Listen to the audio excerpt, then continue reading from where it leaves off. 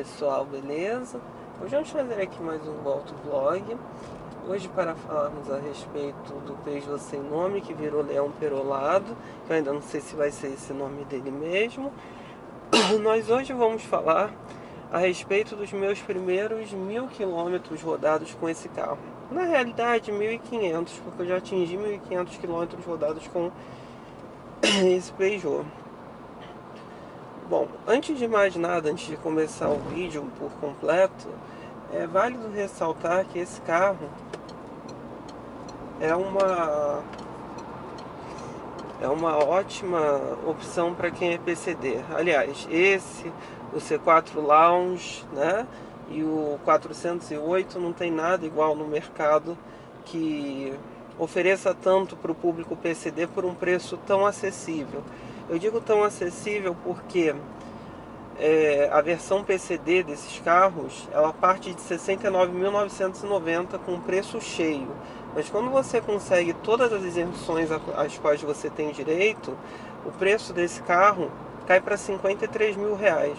Agora vocês me digam, que carro por R$ 53 mil vai te entregar um motor com 173 cavalos, uma plataforma de carro médio, espaço interno muito grande, bom, central multimídia, então assim, é muito completo e um estilo bonito até, apesar dos anos, né? Ambos os carros são bastante bonitos. E uma relativa economia de combustível no ciclo de estrada, no ciclo urbano nem tanto. Então, se você é PCD e vai comprar um carro, não pensa nem duas vezes. Você tem que ir de Peugeot 308, 408 ou de Citroën C4 Lounge, que oferece muito pelo que custa. E você ainda tem vantagens quanto à parte de financiamento do carro. Essa minha unidade não é uma unidade PCD, esse é um Grife, era a versão topo de linha do 308, né? O motor é o T mesmo, THP Flex de 173 cavalos. Ele agora está com 166, ele está funcionando com gasolina, né? Está um pouquinho mais baixo. Mas ainda assim, muita potência, muita força o tempo inteiro. É um carro de uma dinâmica muito interessante. E você não espera, quando a gente entende que a questão do peso é uma questão que efetivamente ela altera muito a dinâmica do carro, né? E o peso desse carro não é concentrado na parte de baixo. No caso do 308 e do 308 minto, do 408, do 408 e do C4 Lounge, eles têm um peso mais concentrado no chão, ou seja, a dinâmica ainda pode ser melhor do que aqui nesse 308. Porque quanto mais o peso está concentrado embaixo, melhor o carro vai fazer curvas, enfim. Aqui já vou ligando o meu piloto automático, se eu vou ultrapassar essas criaturas. Mas assim, é muito bom, é muito suave. Vocês estão percebendo aqui como ele ganha velocidade com muita facilidade, né? Vou setar ele em 100 km e deixar ele ir. Ele ganha velocidade com muita facilidade. Ele acelera e anda muito bem. Então assim, é realmente muito gostoso. Mas eu estava falando na questão do peso, porque ele tem uma concentração de peso diferente, por conta desse teto de vidro que pesa muito, né? Ele muda totalmente o centro de gravidade do carro. E aí entra a grande curiosidade, o carro continua fazendo curvas, sendo que nessa versão aqui, depois que eles mudaram a frente e a traseira, ela passou a ser mais macia do que era antigamente, tá? Quem conhece o 308 até 2015 sabe que era um carro bastante duro, um carro muito rígido. Aqui não, ele é um carro macio, suave, é muito gostoso. E aí é que entra a curiosidade, por conta desse deslocamento de peso que o teto gera, né, a mais, né, porque você muda o centro de gravidade, ele não está firme no chão totalmente. Aí é que você pensa como fizeram um trabalho bom, né, na suspensão desse carro, a ponto dele ter conseguido ficar mais macio e ainda assim fazer tanta curva quanto o modelo anterior. como opção na categoria dele hoje, ele ainda é fabricado, ainda é vendido. Eu acho que assim, eu ficaria muito em dúvida se eu não levaria um Cruze LT. Apesar de eu perder muitas coisas, né? Porque, por exemplo, o Cruze LT não vai ter teto solar como esse, não vai ter o desempenho desse carro. Em contrapartida, o Cruze LT vai trazer um consumo um pouco melhor, né? Um pouquinho melhor do que esse carro daqui. No ciclo urbano, no ciclo de estrada não há uma grande alteração, né? Em estrada esse carro é muito bom. E que na questão urbana, o que acontece muito? Você tem um carro muito pesado. Esse carro pesa 1.420 quilos, né? Então, por pesar 1.420 quilos, toda vez que você tem que sair da inércia, você tem todo esse peso para tirar ele do zero, né? Já na estrada não, como ele está rodando, ele não sente o peso. Ele vai indo e vai empurrando muito bem. A combinação desse motor THP com essa caixa Aisin EAT6 é perfeita, é maravilhosa. Essa caixa é excelente, é muito macia. Muita gente vai falar, ela patina muito quando está no modo eco. Patina, né? Mas patinar é a questão do conversor de torque, né? Aquela questão como se alguém estivesse apertando a embreagem para você num carro manual e você não estivesse desenvolvendo velocidade como você espera. Mas ela precisa patinar para ela te transmitir essa maciez, senão ela vai dar tranco. É uma coisa natural. Então ela é muito bem executada, tá? É muito forte. E o motor também é muito bom, né? O motor é o Prince, né? O THP, que foi desenvolvido em parceria entre a BMW e a Peugeot Citroën. Muito bom, muito torque, né? Porque você imagina, 1.400 giros você já tem a entrega total, que são 24,5 kg de torque. Até 4.000 giros, ou seja, você tem uma mesa de torque muito grande. A 1.000 giros, o ponto morto desse carro é em torno de 600 RPM, tá? É bem baixo, bem suave. Você não sente o carro ligado quando o carro está parado, né? Mas o ponto morto é a 600. A 1.000 giros, que é quando o conversor de torque começa a deslizar, na hora que você dá uma saída com o carro, o carro está a ele já tem cerca de 16 kg de torque. Ou seja, é muita potência. Por isso que mesmo no modo eco, que é um modo que mata muito o motor do carro, ele sempre tem muita força disponível. É impressionante. Só para vocês terem um termo de comparação, o Up TSI, né, que é um carro que eu considero que ele é um padrão para você ter, o padrão atual de desempenho para mim é o Up TSI. Tudo que anda igual ou mais que o Up TSI tá bom para mim. Antes já não tá tão legal porque a tecnologia evoluiu. O Up TSI ele gerava 16,8 kgfm em torno aí dos seus 1.500 giros, ou seja, 100 RPM a mais, e ele só ia até os 3.500 RPM de torque plano, né? Então não é uma coisa como nesse carro daqui que você tem uma mesa maior ainda, né? E no caso do Up, a 1.000 RPM o motor não tinha ainda toda a disponibilidade de força possível, então você tinha aquela questão do motor mortinho, bem como acontece no Jetta da minha mãe, que ele é um 2.0 TSI, são 211 cavalos, ele é mais potente do que esse carro, obviamente. Mas o torque total dele, ele só aparece a partir de 1.750, são 28,8 kgfm, né? Antes disso o carro é um 2.0 convencional, né? Um 2.0 de 16 válvulas. Ele vai de 1.750, se não me engano, até também ali perto da casa dos 4.000 giros, né? Então, assim, esse carro é muito bom. Ele foi muito bem equilibrado o motor, né? E você vê como a caixa também é bem executada. Por quê? Até a terceira marcha são marchas com espaçamento comum, né? Não tem nada de demais. Vocês estão vendo que eu estou andando a 100 km por hora, ele está a 2.000 giros em sexta. Em quinta marcha, por exemplo, ele está a 2.500 giros, que ainda assim é longo, não é uma coisa muito curta. 2.500 giros em quinta é o que um Monza 2.0 faz. Em quarta ele está a 3.000 giros.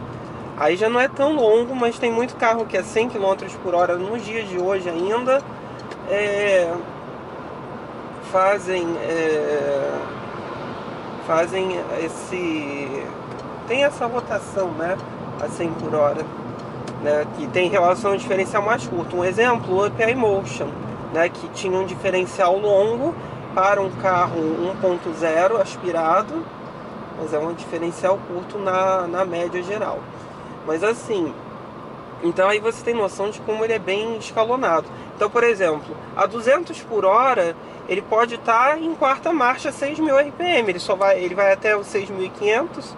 A 200 por hora, ele pode estar em quinta marcha a 5.000 RPM, ou seja, ainda está longe da faixa de corte do motor, né? Em sexta, ele vai estar a 4.000 giros, o que é algo bastante baixo. Ele está exatamente no ponto final de torque dele, ou seja, é um carro que foi desenvolvido também, o conjunto, motor e caixa bem desenvolvido, tanto para as rutas argentinas, onde você desenvolve velocidades altíssimas, né? Numa ruta argentina, a velocidade máxima é de 130 km, eu não sei se mudou isso, né? Então é muito mais alto do que aqui no Brasil, que o máximo são 120. E também um conjunto bem desenvolvido para a Europa, porque você chega numa autobahn a 200, o carro está só a 4.000 giros, está tranquilo, suave. Então é muito bem executado. E empurrando, aí é que entra a curiosidade. Ele não está gritando sem desenvolver, não, ele está empurrando. Como eu já mostrei aqui nesse trecho, até por acaso, é a estilingada que esse carro dá dos 100 até os 170, 180. Olha só, uma W123, ó. A Mercedes que eu quero. Só que na geração anterior. É o carro da Lady Gaga.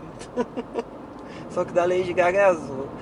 Enfim, é um carro muito interessante. O piloto automático é muito bem ajustado, ó. Vocês viram que eu resetei ele. Ele não joga a marcha mais baixa.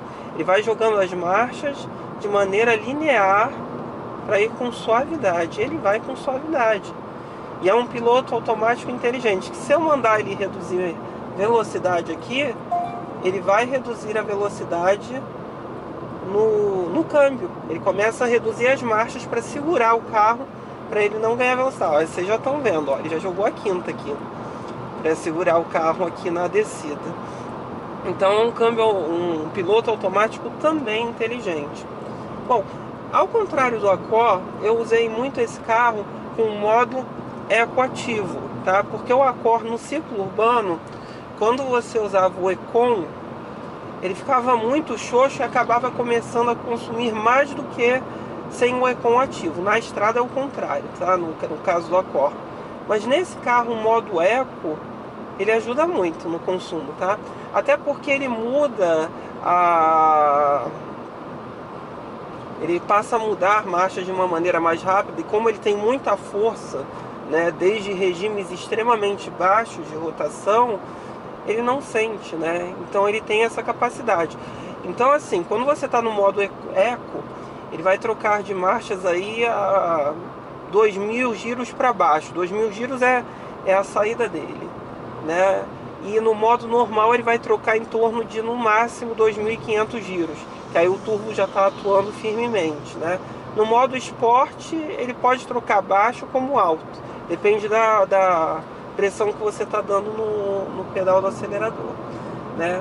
Nesses 1.500 o carro tem sido 1.500 km rodados, o carro tem sido muito satisfatório, muito gostoso, muito bom. Um carro realmente que me surpreendeu. Me surpreendeu muito positivamente. A força, a forma com a qual a potência é entregue, a economia no ciclo de estrada. É um carro bastante gostoso. Você não espera isso, né? Até porque, por conta da questão do preconceito que as pessoas têm em cima da Peugeot, da Renault tem menos, mas ainda tem, da Citroën, você sempre olha com uma cara mais fechada para esses carros, né? quando você vê eles na rua. Mas não precisei de concessionária, nem quero precisar. Também no momento ele ainda tem mais uma, uma revisão para ser feita em concessionária. E vai ser provavelmente no final do ano, isso se ele não bater a quilometragem antes, né? Mas assim, tem sido muito bom, muito gostoso. Por isso que eu bato muito nessa tecla, que se você é PCD, você tá para comprar um carro nessa faixa que vai ser, entre aspas, dos 53 mil reais. Você tem que olhar para esse Peugeot como uma grande solução, como um grande carro, porque ele é um grande carro, ele vale muito a pena, né?